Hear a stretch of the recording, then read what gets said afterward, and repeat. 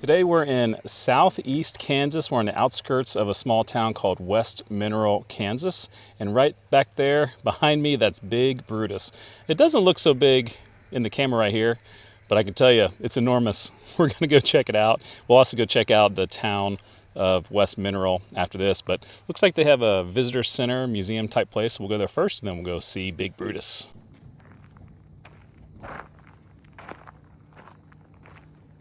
The Pittsburgh and Midway Coal Mining Company donated Big Brutus in 1984, and it's the core of this mining museum, which opened in 1985. You can see some really interesting models they have of Big Brutus and other mining equipment.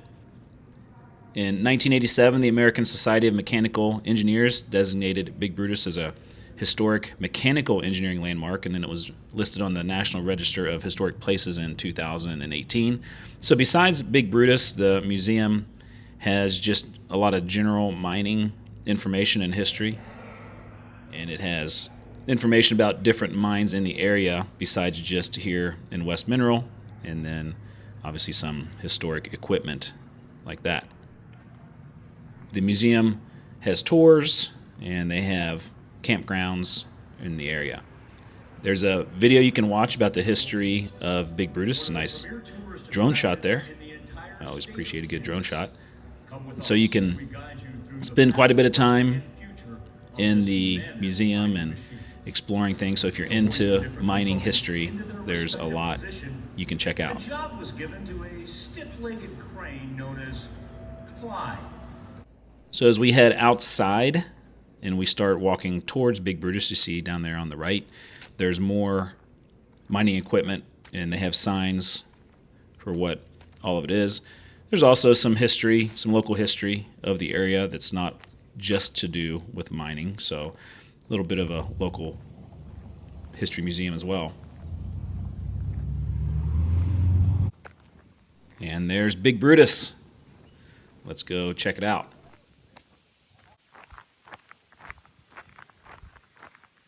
Big Brutus is the nickname of the Bucyrus Erie Model 1850B electric power shovel.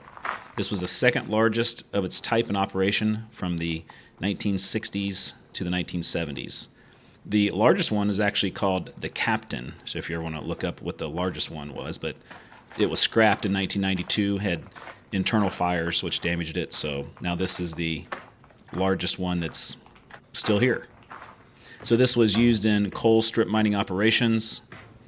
The shovel was designed to dig from 20 to 69 feet down to unearth shallow coal seams, which would then be mined with smaller equipment. It was used from 1963 to 1974, so actually it didn't have a long life of use. I was kind of surprised to find that out. So it was completed in 1963, completing built, and then it was shipped on 150 railroad cars to be assembled here in Kansas. And after 1974, coal was uneconomic to be mined at the site anymore, and it was considered too big to move, and they just basically left it here.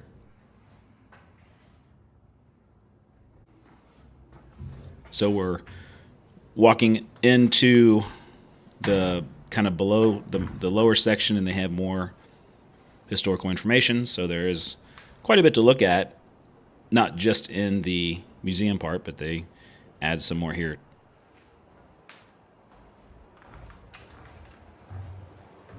And this is the main section of Big Brutus that now we're walking into.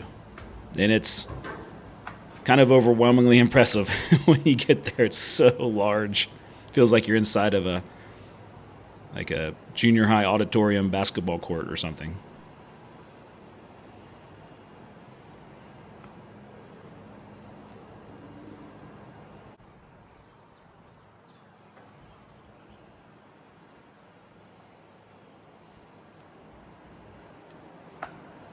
The numbers there listed by different parts of the inside here are part of a tour you can take with information they give you. So it kind of labels everything and gives you exactly what that is in a pamphlet that they'll hand out to you in the museum.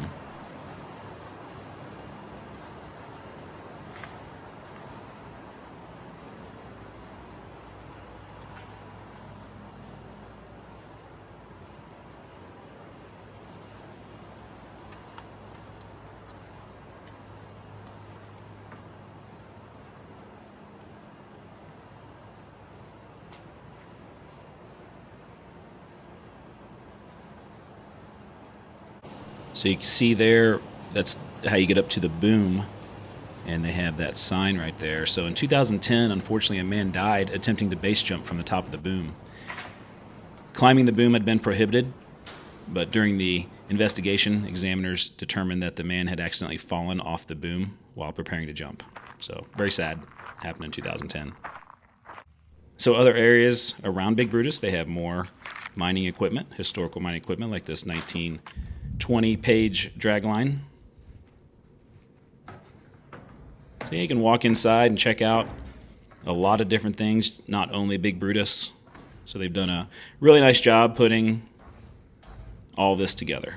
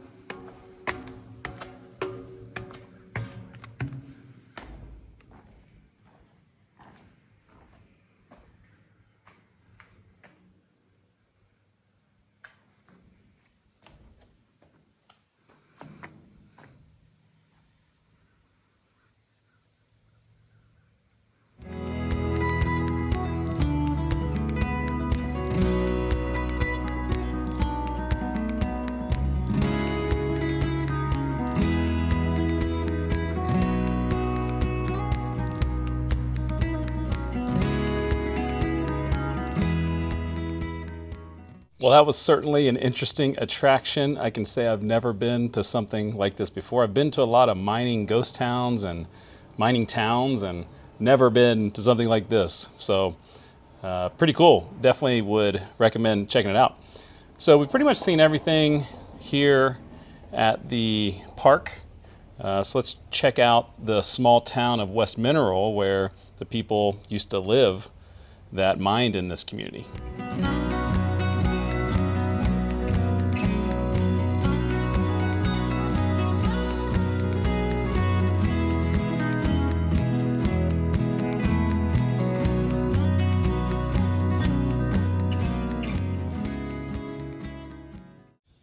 Here in downtown West Mineral, have a nice little memorial here for the veterans. It is quiet. I think I'm right in the middle of downtown.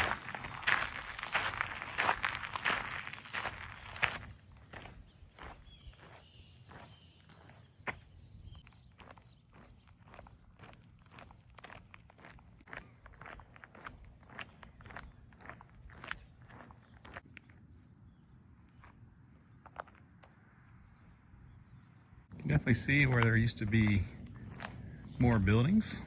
There are houses still here, 154 people. A lot of foundations here, so obviously this was more of a bustling downtown at one point.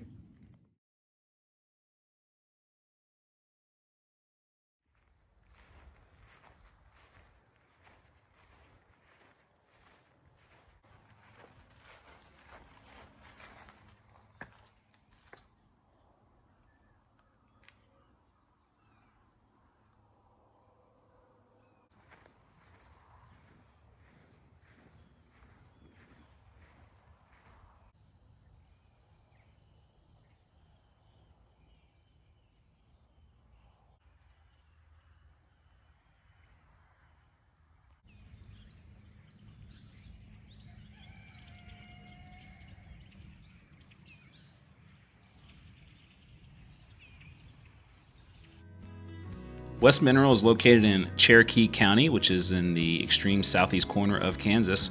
Originally, this area was known as Mineral City and was established on land first claimed by Leslie Patterson in 1866, one of Cherokee County's earliest settlers.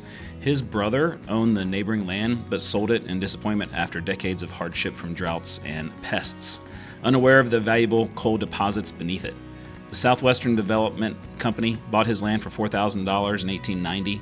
and the company built a branch of the Missouri, Kansas, and Texas Railway to transport coal, leading to rapid mining development and creation of a permanent settlement here. The original Mineral City town site was platted in 1895, initially growing slowly as the company controlled most local trade and housing.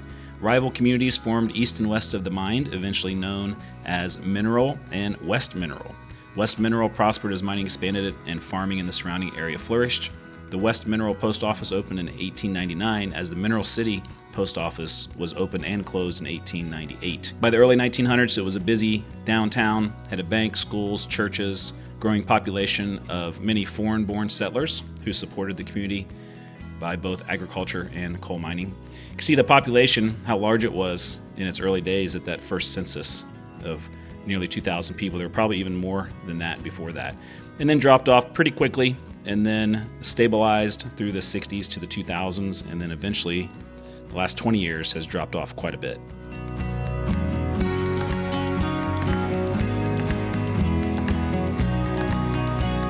Well, I hope you enjoyed not only Big Brutus, but checking out the town of West Mineral. I think probably a lot of people don't think to come over to West Mineral, but interesting to learn about the history, how much larger it was and how it's connected. You can, see Big Brutus from West Mineral, which is crazy, is how big it really is. But I like learning about the town, seeing the remnants of the history.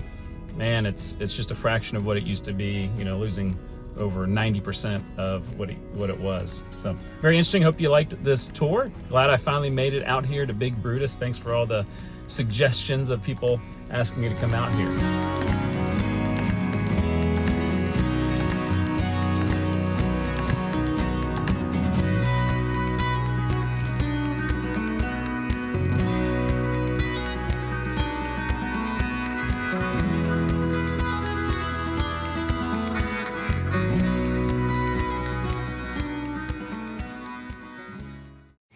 This is like the Austin Powers mini-me of the mining world.